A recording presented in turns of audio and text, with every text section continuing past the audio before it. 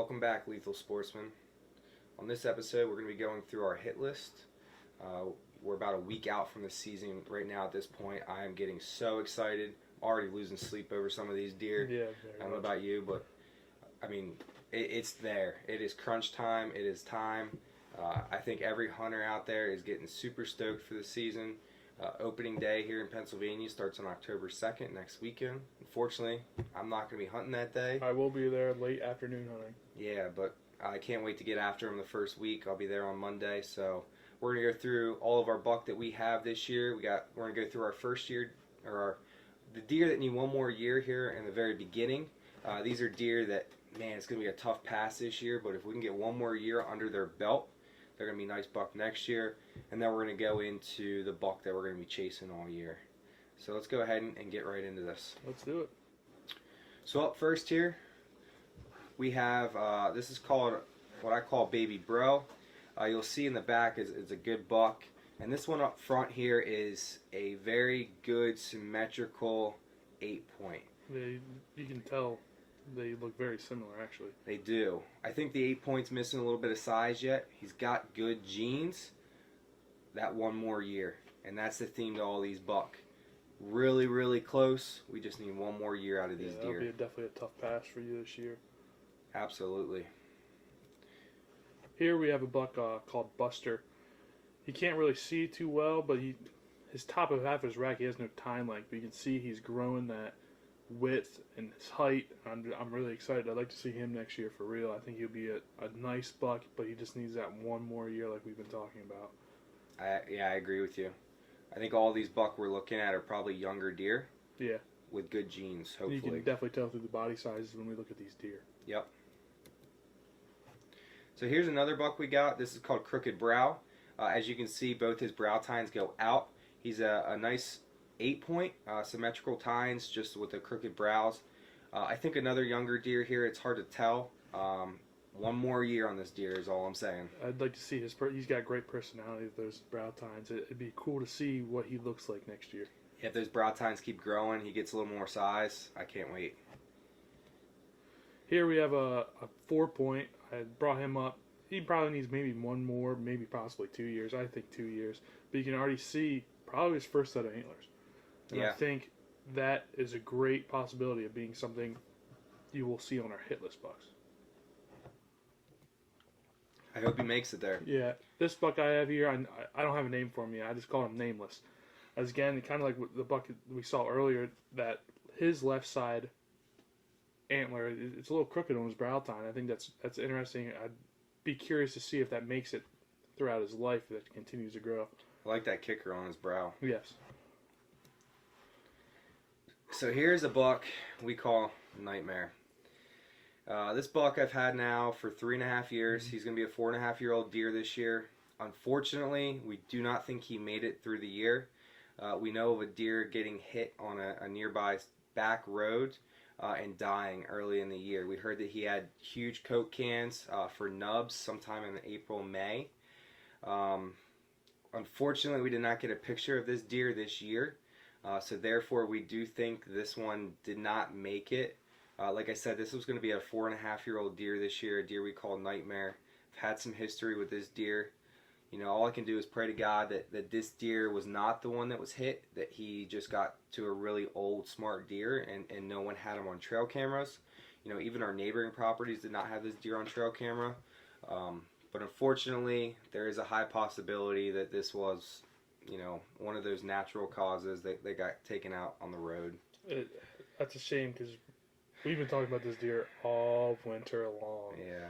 Anyway, we need to get pictures up. We need to get Nightmare on camera. We need to see what he looks like. He grew that drop time last year. Is really, really looking forward to get pictures of him this year. And obviously, the rumors are that he didn't make it. Yeah, this is a real tough one. I lost a lot of sleep over this deer last 2 years. And now to hear that he might have got hit by a car, it's a tough pill to swallow. Yes. Here's another deer. Call this deer Patches. You'll see on its snout, he has some white markings on his snout, and if you look at his legs, he also has some white patches on his legs. Potentially has a little piebald coloration in him. It's not very strong. There's not a lot of it. You know, just a couple features. A good, solid young buck. I think he's got good genes. He makes it one more year. I would love to see Patches make it to the wall. And he's definitely going to be one of those buck when you see next year because of his coloration. That's Patches. That's Patches. I hope Patches makes it. I have one more picture of Patches here from the front. Just love that stripe on his nose. Yeah, you don't see that very often. Plus his brow tine, kind of the brow tines we saw earlier. So crooked brows, yep. Characteristics are there that we will be able to point out these buck in Absolutely. camera's pictures. Yep.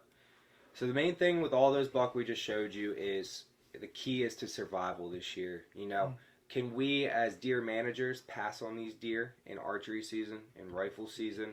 Late muzzleloader. Late muzzleloader. You know, that's our goal as hunters this year is to pass on these deer so that we can start to build that deer management plan. But the problem is there's a lot of hunters around us. There's a lot of pressure on nearby properties.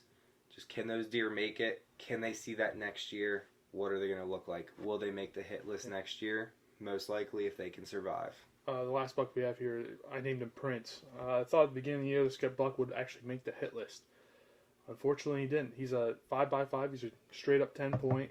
Never shot one. I don't think you have either. Nope. Unfortunately, I think if he gets that one more year, he'll be something even better than what I think he is right now.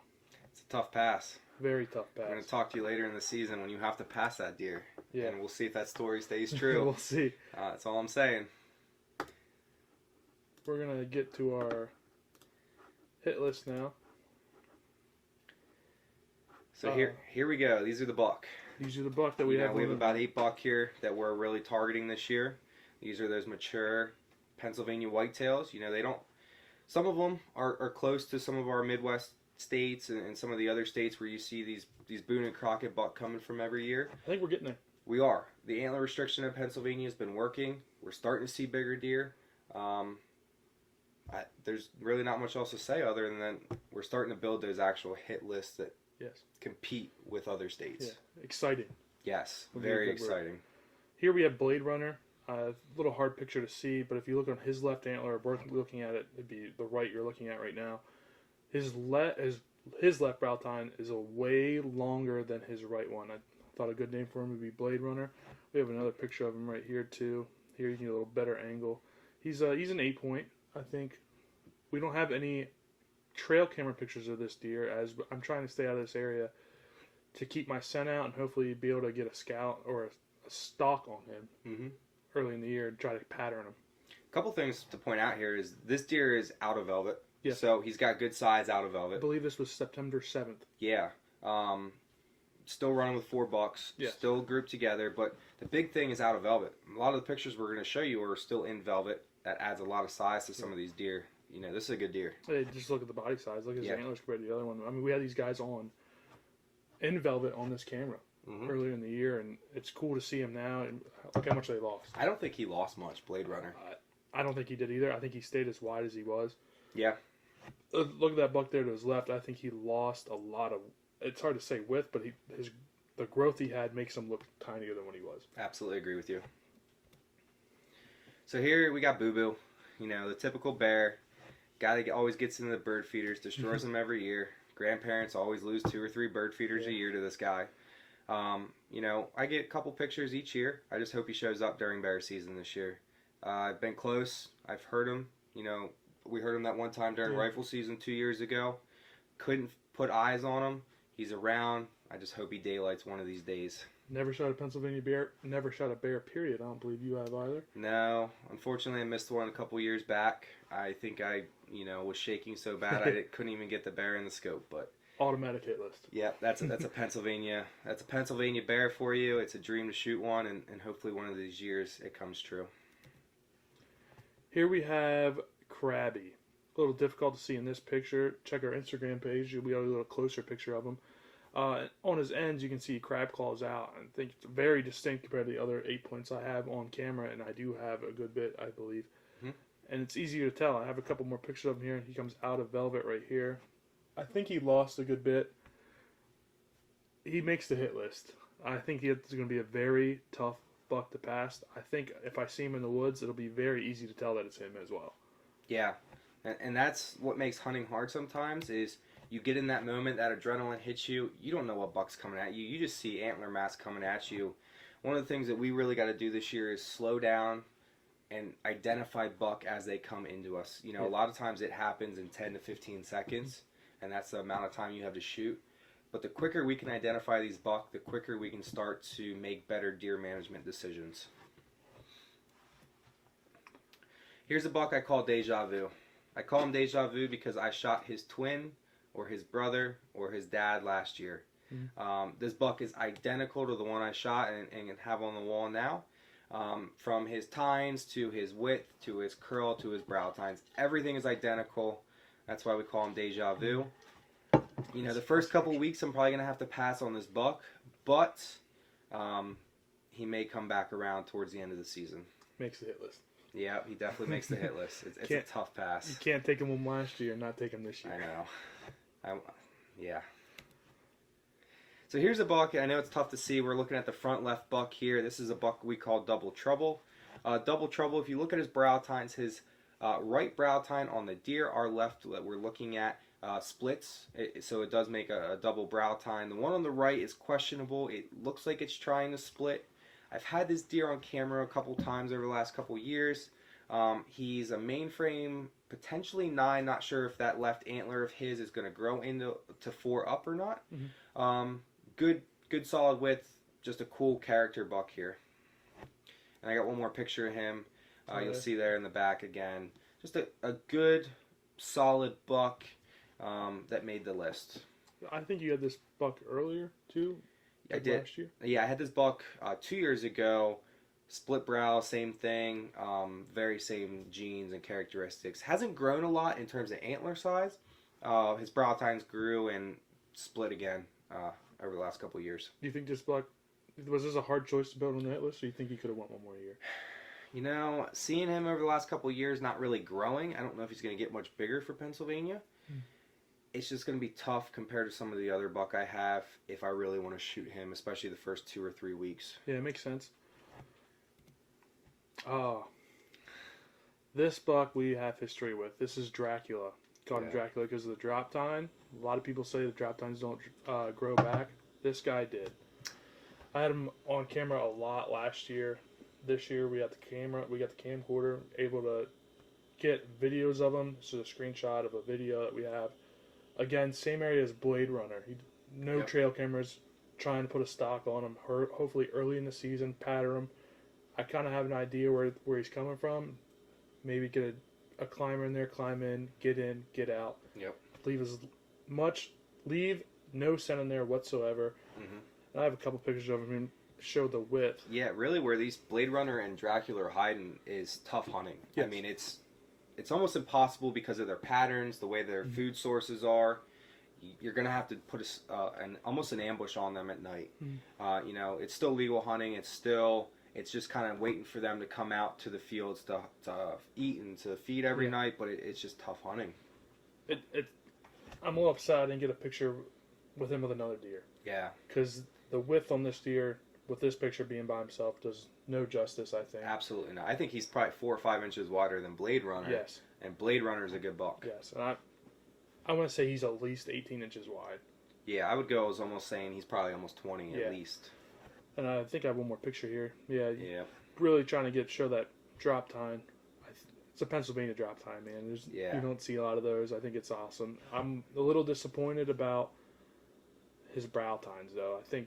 I wish they would have grew. They didn't grow at all. I think they shrunk, actually, from last year, the pictures I had. Yeah. Still makes the list.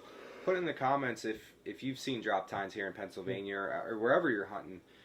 You know, drop tines are really not something you see very often. Yeah. So go ahead and put pictures in the comments. Put experiences you've had with drop tines in the comments. We want to hear all of your stories. I think over the last 5 years, we've heard of 2 or 3 in the hunting areas that we hunt. I mean, it's not something you see very often. And you've seen him on the camera. Yeah. We showed him. I mean, there's 2. He wasn't this big last year, granted, but he's definitely grew width-wise. Yep. Can't tell about thickness. I think he's a little bit thicker, not much. But nothing compared to what Nightmare would have been. So we'll move on. Next up, we got Houdini. This is an early picture. The date is right on that. That's July 3rd. Houdini is a very heavy 7-point with, you see his left brow, our right here. a nice little tip curl on that brow tine, really good length on his brow tines, really good mass. If you go to the next picture here, you'll see a much later picture, just very heavy mass, good inside frame. I'm guessing probably 18 inside here on this deer. It's crazy to see how much he grown. He's added mass. I think he's going to hold a lot of his mass. I believe this picture is early September-ish. Yeah. And I like the width of his brow tines. Yeah. I think that is crazy. And again, a distinctive that we picked up right away when we saw this picture was that his left brow tine, the one we're looking at, is right. Yeah. I mean, this is a tough deer to call. I'm not a big fan of 7 points. You know, I'm always looking 8 or bigger for the buck that I'm targeting. But with this deer and the amount of mass and width and just, he's a solid deer. Yes. 7 point is just it's gonna be a tough one. I think I'm gonna have to. I don't know if I could, man. So, and here is Hulk. So this is my #1 target buck that I'm hunting this year. This is a deer that probably came from other deer we had on previous cameras. It's hard to tell. I don't know if he was one. He added a lot of mass and width and height this year. For me, this is one of the biggest deer I've ever had on trail camera. Just an absolute stud of a 9 point. This is a picture from early July. I know the date's not right on that. He's definitely grown more. He's added size.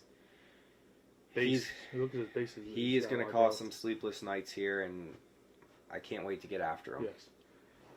We got a couple more pictures of Hulk here. Again, just massive. For a Pennsylvania deer, this is an absolute giant here in Pennsylvania. And there's a really good picture of the tine length that we're dealing with.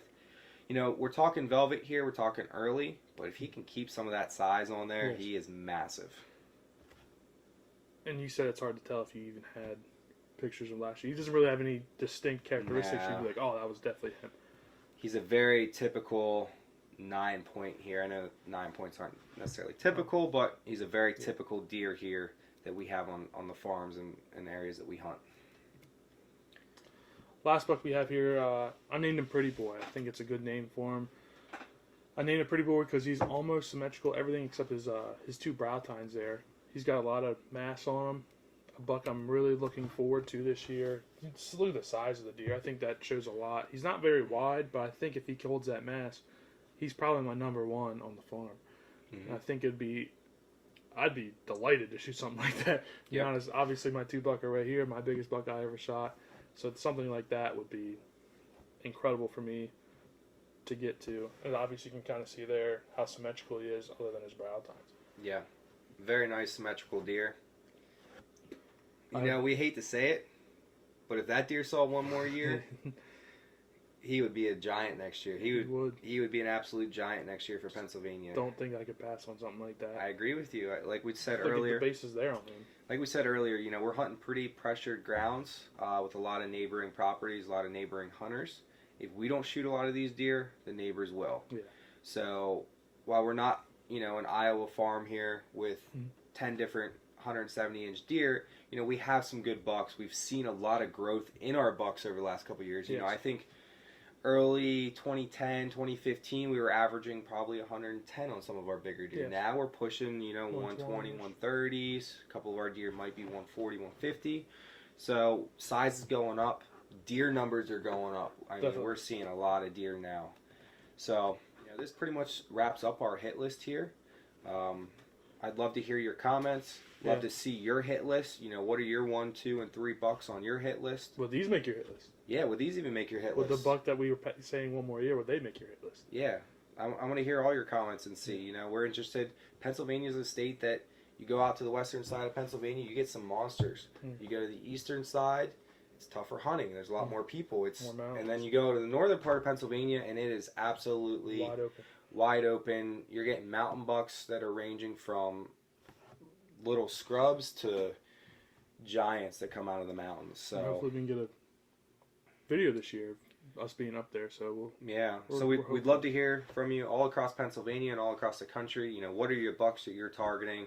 What are you going after, and where do we stack up compared to you all? So thank you for joining us here on this episode of A Lethal Sportsman, and stay lethal. Stay lethal, gentlemen. And good luck, everyone, as you go out in the woods here.